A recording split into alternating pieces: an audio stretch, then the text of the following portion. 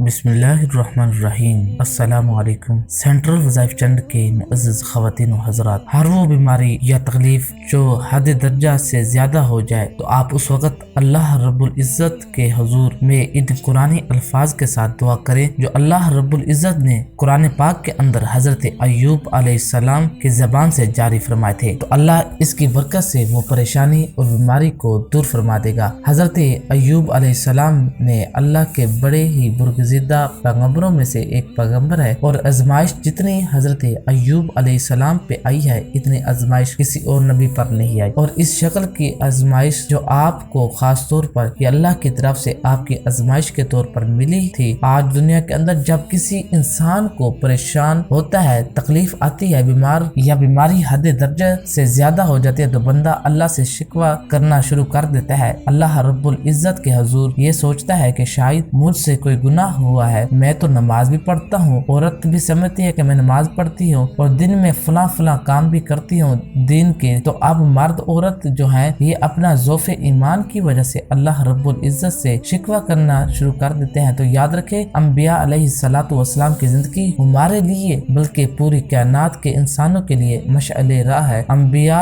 जो होते हैं ये अल्लाह के चुने हुए लोग होते हैं। अब ये किसी एक मजहब के नहीं बल्कि कुल इंसानियत के लिए मशअले राह हैं। तो अल्लाह इनकी जिंदगी हमारे सामने जो है वो नमूने के तौर पर पेश की है। सामीन मोहतरम, अल्लाह तो हर किसी की सुन सकता है, अल्लाह तो हर बंदे की सुनता है, चाहे वो किसी का भी मानने वाला हो। तो अल्लाह के ही बंदे है तो है ना। हम इसलिए याद रखें कि नबियों की बातों को उम्मत तक पहुंचाए। नबी की बात जो है वो हर बंदा तस्लीम करने को तैयार हो जाता है और वो मान लेता है ये बड़े हकीम है, ये बड़े जो है इस्लाह करने वाले हैं, उनकी बातें हिकमत पर मुबनी है। वो जैसे डॉक्टर की बात को सारे मानते हैं, डॉक्टर चूंकि मालिज होता है, अब हकीम की बात को सारे मानते हैं, साइंसदान की बात को सारे मानते हैं क्योंकि हर मजहब वाला समझता है कि ये मालिज है, ये मेरे फायदे की बात कर रहा है। नबी की बात को भी सारे इसलिए दिल से तस्लीम करते हैं, बेशक इस पर अमल ना करे कि नबी उम्मत का नहीं बल्कि इंसानियत का, पूरी इंसानियत का मालिज है, इसका इलाज कर रहा है। तो मैं भी आपको जो बात बता रहा हूँ उस नबी की बात है जो नबियों में सबसे ज्यादा उस पर अल्लाह ने आजमाइश भेजी। और आजमाइश ऐसी थी कि बीवियों ने भी छोड़ दिया, बच्चों ने भी छोड़ दिया, बच्चे फौत हो गए, सारी बीवियां छोड़कर चली गई और आपके पास माल भी खत्म हो गया, आपके घर में फाके यहाँ तक कि बीमारी ने आ घेरा। ऐसी बीमारी थी कि आपका जिस्म हिल भी नहीं सकता था, आप बिल्कुल मफलूज हो गए थे और बाद में कहा कि आपको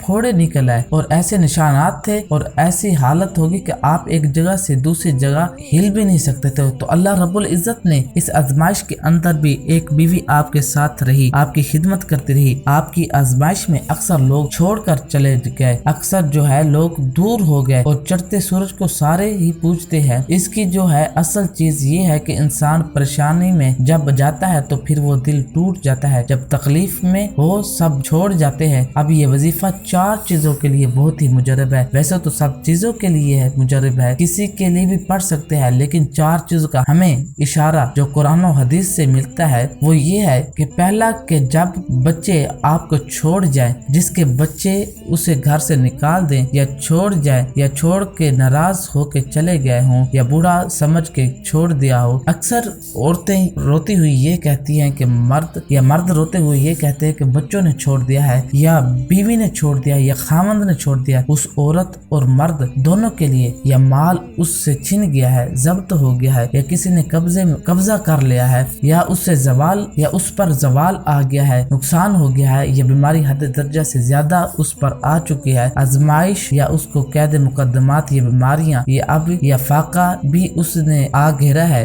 फकर भी उसमें आ गया है, गुर्बत भी उसमें आ गई है और उसमें हर चीज शामिल हो गया है। तो इन सारी चीजों को जब आप देखेंगे, आप इनमें से कुछ आ चुके हैं या सारी आ चुकी हैं, आपने बिल्कुल नाउमीद नहीं होना। आपने यकीन मुहकम यानी पक्के यकीन के साथ इस आयत करीमा जो कि सूरत अंबिया की आयत नंबर 83 है यानी 83, इस आयत को आपने پڑھنا ہے۔ اس میں اکثر نبیوں کے واقعات ہے جو ان پر آزمائش آئی ہیں، انہوں نے اللہ تعالیٰ سے کیسے مانگا۔ اس میں نبیوں کے مانگنے کا انداز کو اللہ تعالیٰ نے بتایا۔ جب نبیوں پہ آزمائش کا وقت آتا ہے تو وہ کس طرح مانگتے ہیں اللہ تعالیٰ سے، تو ہمیں کس طرح مانگنا چاہیے۔ اللہ پر یقین اتنا مضبوط ہے کہ جب نبی اللہ سے مانگتے ہیں تو ہم کیوں جا کے کسی اور سے مانگے۔ ارے یہ جو ولی ہوتے ہیں، اللہ کے جو پیارے بندے ہوتے ہیں، یہ ہم ان کے وسیلے سے مانگتے ہیں، یہ کیونکہ برگزیدہ بندے ہوتے ہیں۔ ہمیں یوں مانگنا چاہیے کہ اللہ ان برگزیدہ بندوں کے صدقے، ان برگزیدہ بندوں کے وسیلے کے ساتھ یا اللہ مجھے فلاں چیز دے۔ تو یہ تو اللہ تعالیٰ کے بندے ہیں، اللہ تعالیٰ کے نبی جو ہیں، یہ اللہ کے تعالیٰ کے جو محبوب ہیں، اللہ تعالیٰ کے